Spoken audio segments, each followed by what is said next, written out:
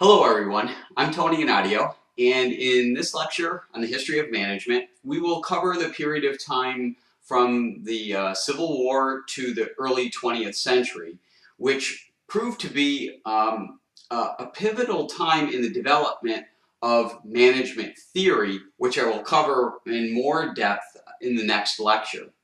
But in this lecture, I'm going to look at the sort of ideas and businesses that contribute to that overall narrative. And we'll look at how these developments paved the way for or made necessary the ideas of management. So we're going to look first at the Transcontinental Railroad. This image here is very famous from Promontory Point when the two lines were ultimately connected. This was a project that the government had gotten heavily involved in, and it underscored this sort of relationship that would continue between the government and business. And railroads had existed for a long period of time, and managing railroads meant managing lots of different moving parts that included not just the trains, but moving people and your employees and so on, and then dealing with time schedules and the movement of freight and so on. So it was a very complex process to begin with, but the money that had been made in railroads got the government's attention, and since they were the entity that was giving the charters, they became a more interested partner in the development of those railroads. In the case of the Transcontinental Railroad, it was the classic argument that this is too big for someone to do on their own, therefore the government needed to be involved in it.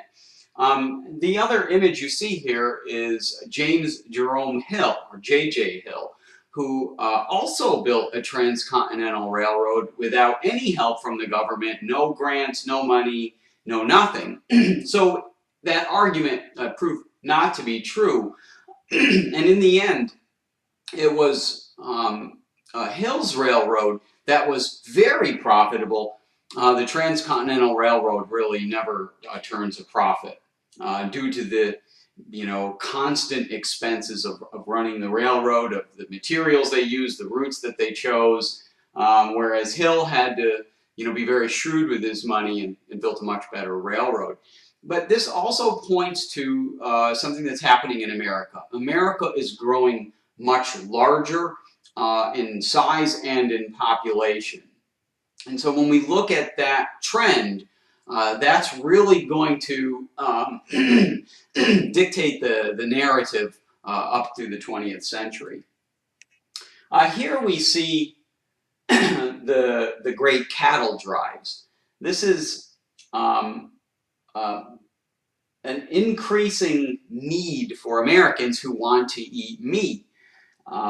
The North tended not to be as good as the South for raising cattle, so to get the cattle from the South to the North, they would organize these great cattle drives. But even on the ranches themselves, cattle are, you might say, independently minded, and they don't always know what they're supposed to do. So they kind of wander around, and it's very difficult to keep them contained. And fencing was very expensive, and it was very difficult to keep them in the fence anyway. But it's the invention of barbed wire that really made this much cheaper, much more efficient, and spurred the growth of the cattle industry. But it's just kind of interesting that even something like cattle had to be managed. And so the barbed wire and the expanses of land were important considerations that if you wanted to make money in that business, you had to contend with. In 1876, there's a celebration in America. It's its 100th birthday. Some of us may even be old enough to remember the bicentennial of 1976. This is the centennial celebration.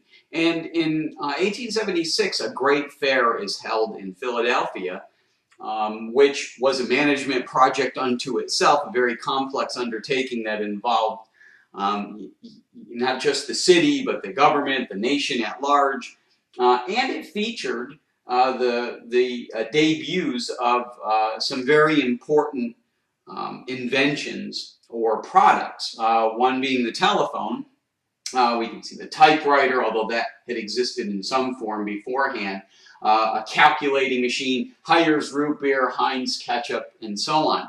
These are products that are becoming more widely available, and of course, in the case of the telephone, you're seeing not just a transportation revolution in things of like railroads and canals and so on, but also the transportation of information, which the telegraph had earlier made possible.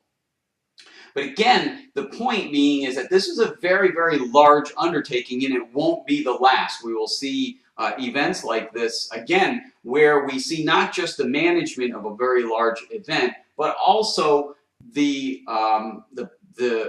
products and inventions and people that are associated with it that literally transform the way that we live our lives. We can't skip over Thomas Edison's light bulb, the quintessential invention. Edison's light bulb was one of those inventions that raised the standards of living for lots and lots of people. But what's interesting about Edison in the context of our course is that he's essentially managing a company of inventors. I mean, he tends to get the credit, and he did a lot of these things himself, there's no question, but he had a lot of people working for him who contributed in very important ways to those inventions. So it wasn't just a company that produced things like many companies do. This was a company that produced ideas, and in a sense, he just had to manage his staff of inventors, which he did fairly well, but not perfectly. We'll come back to an example a little later on. Here we see an image of oil fields. Oil had been around for a long time, had previously been thought of as a problem. It made wells undrinkable. It was a problem for farmland. It was a nuisance. Although farmers could use it to grease things, but it wasn't really a commodity until it was discovered that it could be refined into other materials.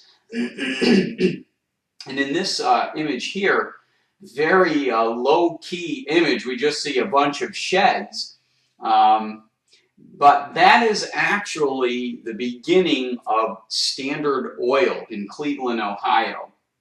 It doesn't look very impressive there, but a lot of big businesses start small, and Rockefeller's Standard Oil was certainly one of them. He gets into the business, here he is, and he transforms not only the refining industry, but also the practice of business. And rather than recounting his entire career here, what I'll point out is one of his innovations known as vertical integration, sometimes even called vertical management. If he is producing the products from oil, refining oil, there's a lot of different things that he needs to accomplish that. And then he also needs to sell his product, transport his product, and so on. And what Rockefeller ends up doing is purchasing businesses that he relied on for his business. So he would make his own barrels. Therefore, he would employ barrel makers, or he would buy forests of land for the wood, rather than relying on someone to purchase the wood from, someone to build his barrels, etc. He bought all of those companies that contributed to the product he was trying to sell, and then even purchased some of the sort of downside to that, or the aftermarket businesses as well. The advantage of vertical integration is that if you think about having to purchase all the different parts to make your thing, then by purchasing those businesses, you're no longer paying their profit margins. Essentially, you can discount the business. and do it much cheaper. It also allows you to synchronize your supply chain, and it gives you greater independence.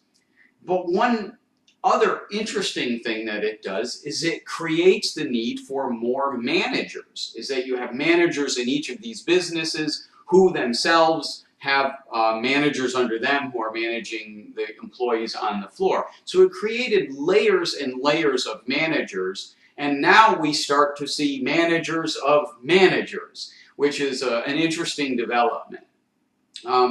But it was really Rockefeller's vertical integration, and he isn't the only person that does this. He just did it extremely well. There are other industries too that begin growing at the same time. This is Andrew Carnegie, or actually pronounced Carnegie, and the steel industry. And so you can see that these, the steel mill and then this bucket where molten metal is poured, these are very big, expensive things. This is not something that small businesses or individuals can do. And what we're seeing here is the growth of big business. And in one sense, this makes a lot of sense. It's very logical. That is, America is growing both in size and population. Business itself had to grow. It is much more efficient to do things as a product of mass production rather than to simply make something by hand. I mean, you can melt iron by hand or in, yourself by building a hot enough fire. It's just not very economically efficient. And so the bigger the business tended to mean that it was more efficient. But in order to do that, it required pretty much the ruthless management of each phase of that operation. So managers are starting to become more and more integral to the success of businesses, simply by virtue of their growth and complexity, because they're all relying on each other. For example, you need iron ore first. You need it transported. Then you need blast furnaces. You need rail lines and so on. And of course, all of these are being manufactured by the steel industry as well. So it's kind of a mutually enforcing situation. So the end result, or one consequence of the steel industry is skyscrapers.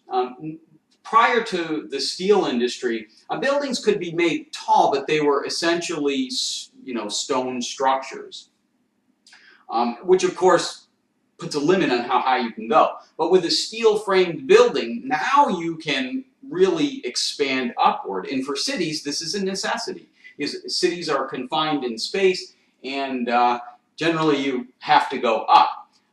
But going up was very difficult. But what this ends up doing with the growth of cities and the advent of skyscrapers, it creates another type of management, real estate management. Although it had existed before this, but now there's very big money to be made in skyscrapers and managing office buildings. So the building itself may have a bunch of businesses in it, which a person may not manage, but the building manager takes care of the building, and then the managers in each business take care of their business. And then you have people who act managing properties across cities. So one consequence of it. But without money, very little of it is possible. This is J.P. Morgan. So we're looking at the growth of the banking industry as well. And banking had been around for a very, very long time. But with the advent of big business, banking becomes very, very big business. And in a sense, money is kind of a commodity, but it is mostly a service industry. And how you manage service employees is a little bit different than how you manage employees who are engaged in manufacturing. And so a whole new type of management has to evolve to make sure that the businesses run smoothly. The other side of all of this is the workers. I mean, we talk managers, and they have to manage people, but then you have employees. And given the amount of money being made and the opportunities, the growth of manufacturing and services, most businesses tended to think of these things as what's the most efficient. In other words, how can I get the most product for the least amount of money, which is fine. It's a good business principle. However, they didn't always consider the human element here. It may be efficient to get something in a particular way, but it might be very dangerous for a person to do it that way, or it might be mind-numbingly boring, or a host of other things. So the employees themselves of these companies, not just big companies, but small companies as well, began to feel that the money being made wasn't always flowing in their direction. And certainly the working conditions could stand improvement. Early in the Industrial Revolution, you have all of these very small kind of cottage industries, mostly located near water. The steam engine allows companies to be built pretty much anywhere. And so businesses tended to congregate in areas in which they had relationships with other businesses. But again, the emphasis was always on production. And the people were, just assume, okay, I have a job, I'm going to pay you to do it, and you should be happy to do the job. And most people were, and a lot of people are happy in the beginning. But after they do it for a while and they start to realize some of the consequences, then they start to ask for a change. The management began to think that they understood the best way to run a company. The workers had different ideas. So we're looking at some strikes, some people associated with them like Emma Goldman, and there's Karl Marx and Friedrich Engels. It's not as if these workers are reading the Communist Manifesto or anything like that. But there are people who are reading these works and giving those ideas or talking about those ideas with workers. And it's very easy to get people to think, whether it's true or not, that they are being oppressed, that you should be making more money and you should have better working conditions. Even if you are making good money and have good working conditions, you will always want more. It's, you could say, human nature. So the workers understood that they had an advantage. They had number. And if they did not work, then the business could not produce, and therefore management would have to give in to their demands. So rather than discuss the merits and demerits on both sides of this issue, I just want to point out that it created many challenges for management. And it created an entire new level or new layer of managers in labor unions. So the need for management seems to follow anywhere there is organized human activity. In the 19th century, especially in the later 19th century, these labor movements tended to attract other ideas as well. Notions such as free silver. Back then, money was bullion. The monetary system of the United States was based on gold. A lot of people wanted a bimetallic system so that they could effectively have more money. You have the Grangers, a group of, an organization of farmers, I guess we could say, or people who worked in agriculture who looked out for their own interests. And they often found kindred spirits in the labor movement and vice versa. And you have immigrants.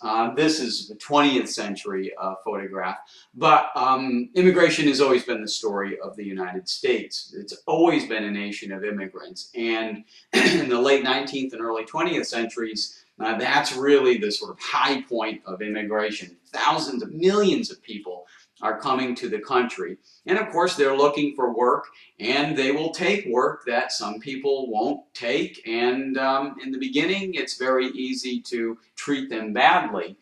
But it's creating not only a workforce, but they're also creating layers of consumers who buy things. So this again feeds into the growing nation and business and all of that.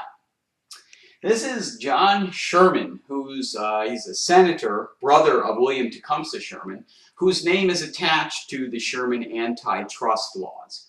As these businesses got very big, the government started to pay more attention to them, and following on the example of the railroads, the government became increasingly more involved in business. Again, rather than arguing the merits and demerits of antitrust, what's interesting to point out is that now the government is really getting involved in the management of the economy. If there's one point in time where this has a giant leap forward, this is it. In 1891, the act is passed, and shortly thereafter, the government begins breaking up companies, getting involved directly into the economy. In 1892, it was the 400th anniversary of Columbus's discovery of America. In 1893, there is an exposition, a World's Fair held in Chicago, known as the Columbian Exposition. We can see some images here of this very, very large World Fair, something similar to the 1876 Centennial Fair.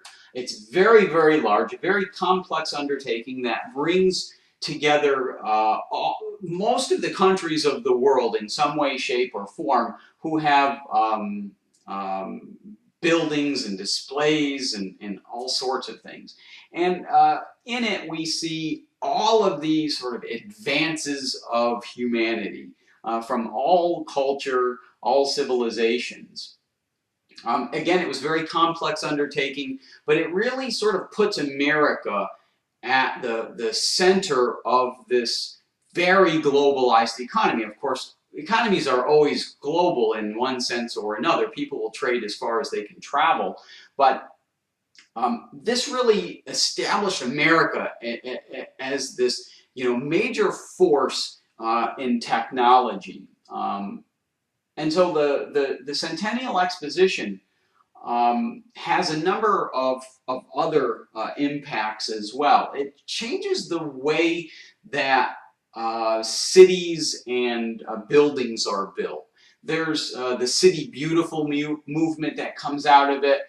You see buildings such as this. This is a steel-framed building, a modern steel-framed building, but yet it has historicist architecture. It's Romanesque revival. We'll see neoclassical revival as well. But this building in particular is an important one. This is the Marshall Fields Warehouse in Chicago. Marshall Fields was a company much like Sears or Montgomery Ward or JCPenney or F.W. Woolworth. All of these companies are really starting to take off the end of the 19th, beginning of the 20th century. And this creates a new demand on management. Not only do you have more managers, but now you're managing not just a workforce, but you're managing merchandise in a way that had never been managed before. Not only in a warehouse, but in terms of mail order and the organization of catalogs and all of that stuff. So this really represents the age of consumerism. Not only are, big businesses making money, but so are a lot of other people who can now afford things out of these catalogs. At the end of the 19th century, there's a conflict with Spain. Here we see the wreck of the Maine, Teddy Roosevelt and the Rough Riders. We see the reunion of the North and the South armies after the bitterness of the Civil War. The Spanish-American War, very short, very decisive. America wins it. But its importance or its significance is that it really, again, thrusts America onto the international stage. It's argued that this has made us an imperial power, and in some way that is true, although America wasn't and isn't an imperial power in the same way that other nations throughout history have been, such as the British Empire. But it does really thrust America onto the world stage. This is Edison, George Westinghouse, and Nikola Tesla. I had mentioned that we would come back to them. The requirements of much of the advances that we're seeing centered on electricity. We all know how important electricity is, but electricity itself had to be managed. You're looking at two differing delivery systems of electricity. Edison favored direct current while Westinghouse favored alternating current. Westinghouse ultimately wins the War of the Currents, as it was called. And it really sets up not just an electric company, but the management of electricity, which we now see today in what we call the grid. Here's where it gets its start. And of course, this will lead to things such as television and radio. So we're really looking at innovation that is making life increasingly complex. It is raising standards of living, and it is creating an entire new demand for the concept of management. And the last image we're going to look at today before we close is Henry Ford. Ford, in his automobile factory, pioneered the moving assembly line. You know, prior to this, it took a long time to make a car, or it took quite a while to make a car, because basically a group of people did the car itself, so they did all of the jobs.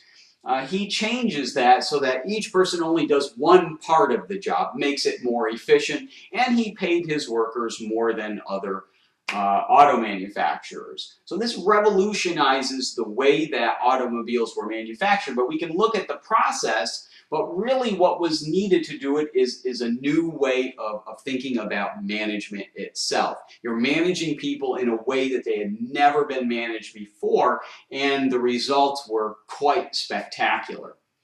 So the next lecture we will look at some of the leading figures in the management movement, because what we've seen here is that there is a need for managers, and now people are going to start to think about the concepts of management and how to make it more efficient, not just that managers make, you know, the production process more efficient.